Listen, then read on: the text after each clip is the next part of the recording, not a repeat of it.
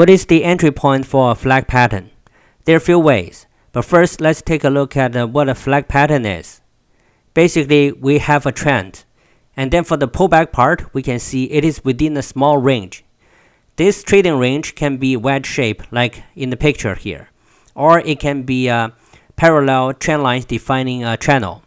So in this case, you can see this is the pole of the flag, and this part is the flag. So this is a bull flag. The first entry point is the top of the small pullback here.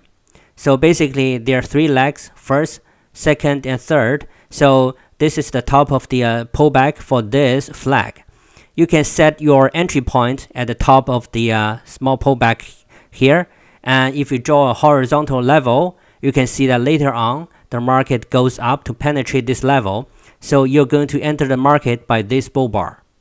The second entry point is we can use the trend line at the top of the flag and then wait for the market to break out this trend line. So here it comes the trend line breakout with consecutive bull bars.